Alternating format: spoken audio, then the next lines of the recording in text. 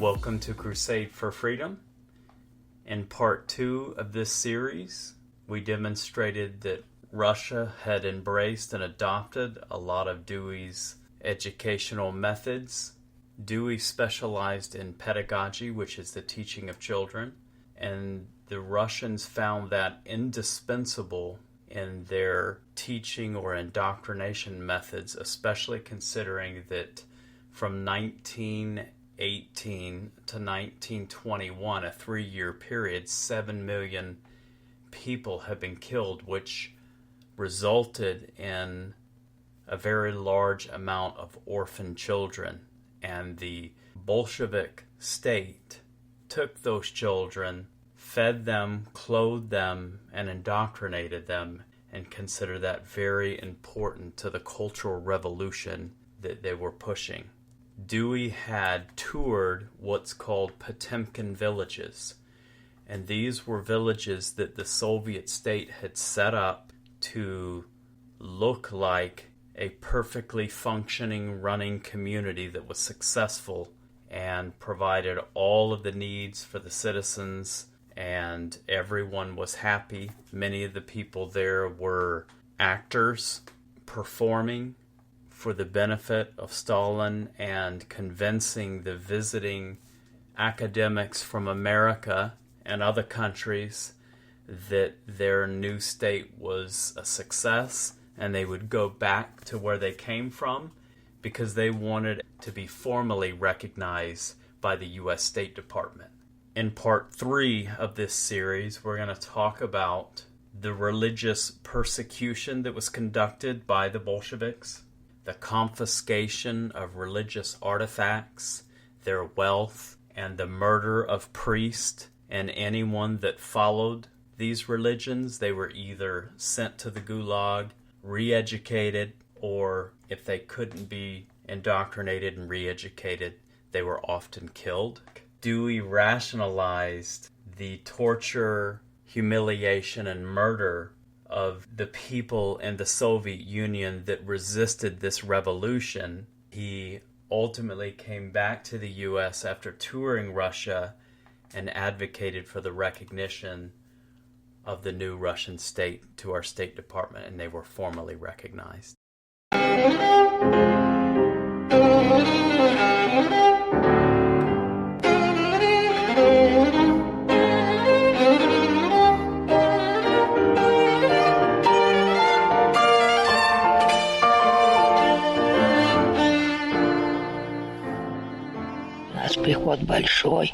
We had a huge parish, a beautiful church. I mean it. And how wonderful the bell was. Dear Lord, how could they destroy it? And what did they do with it? I don't know. I really don't know. I remember I went to the other village to see it. The bell was broken in half, and yet it was massive. It really was the biggest thing ever. On this icon, you can see the traces of saber blows. When soldiers came to shut the church down in the Tver diocese, they broke in and slashed at this icon. Even the workers charged with dismantling these treasures had trembling hands, as they literally smashed them into small pieces. And all of this happened in complete secrecy. I witnessed it personally. They melted everything in a single crucible. Bronze, copper, silver, every metal used for the bell. The original shapes vanished, and a bust of Lenin appeared in their place. We lived in Petrograd. There, all churches and monasteries had been bombed. All of them had been destroyed. There were no icons left. The walls got painted over. They turned churches into public lavatories. In the winter of 1934, many clergy, priests, monks and deacons were sentenced to be shot.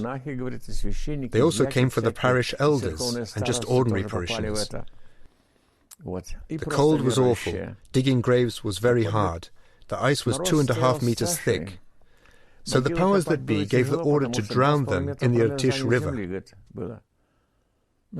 Many of them put up resistance and stood their ground. so that some of them had to be helped on their way with the butt of a rifle. With priests it was different. They would come up to the hole in the ice on the frozen river, cross themselves and say, "May God have mercy on you, because you do not know what you are doing." With these words, they would pull up their cassock and jump into the hole. The huts we used to live in had been built specifically for nuns. On one occasion, when we were digging for something in that area, we came across bones and skulls. They were small, they clearly belonged to women.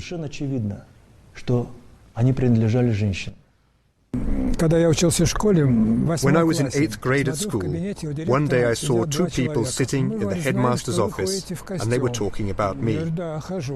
"We know," they told me, "that you go to the Catholic Church." "Yes, I do," I replied.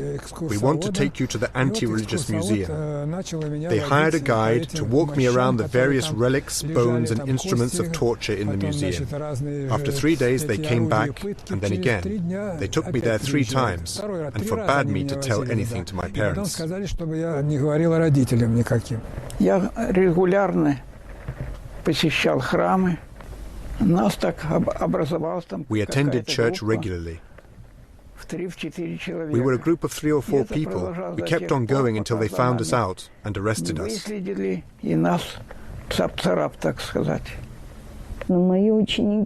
My students asked me, "Was it really dangerous to go to church?"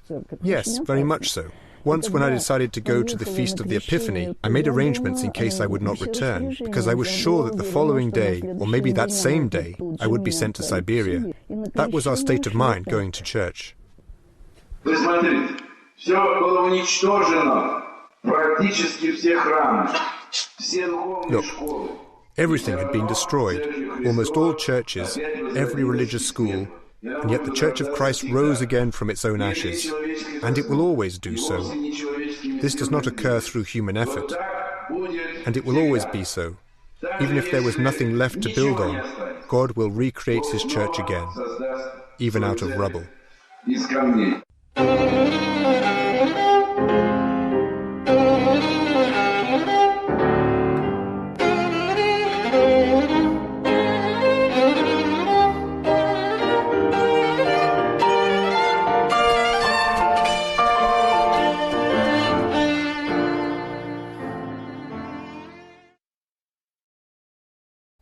As that video demonstrated, the Bolsheviks and the Communists had a deep-seated hate for religion and persecuted religious leaders and followers.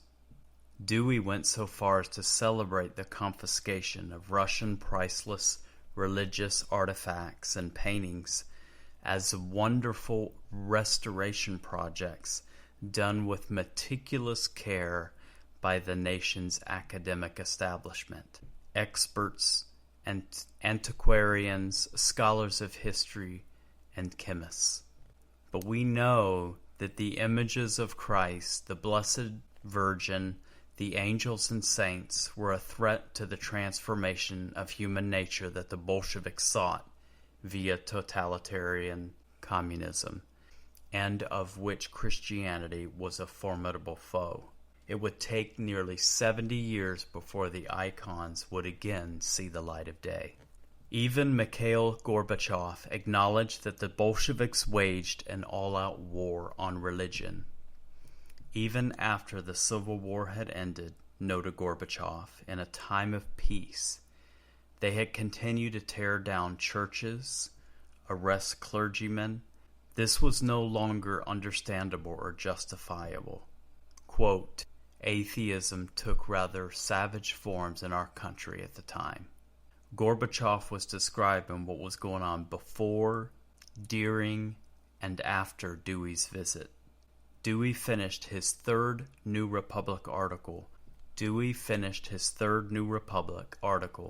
by proclaiming the Bolshevik Revolution a great success. Dewey concluded, "The Russian educational situation is enough to convert one to the idea that only in a society based upon the cooperative principle can the ideals of education reformers be adequately carried out into operation. In other words, he seems to have viewed Bolshevik Russia, a society based upon the cooperative principle, as the only sort of society where his kind of educational reform could be adequately implemented. This assessment ought to give pause to Dewey's foes and admirers alike. It means following not only his progressive models for education, but also his progressive notions for society.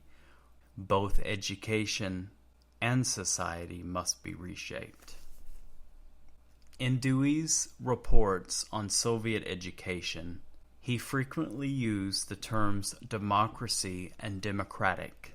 Public schools must serve a socialization function, which the collective standing superior to the individual, and about how these schools must be devoid of a religious foundation.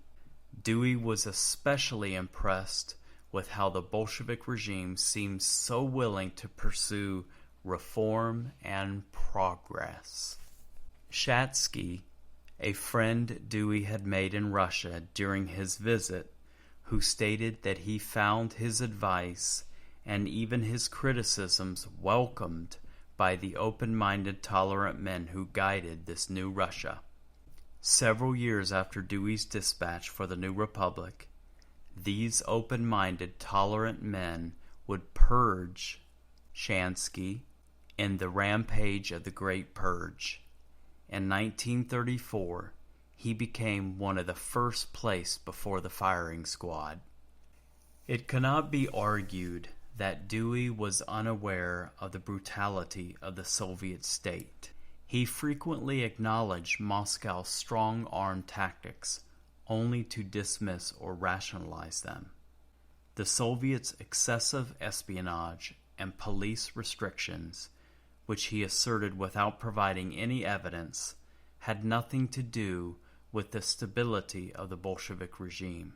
He made his sympathies abundantly clear in his final article for the New Republic series, in which he offered a recommendation to the U.S. government: full diplomatic recognition of Bolshevik Russia. Dewey did exactly what Stalin wanted. That he concluded the series by pushing this objective illustrates the extent to which the Bolsheviks had duped the father of modern American public education. That concludes part 3 of John Dewey. Thanks for joining me. We'll look forward to seeing you again.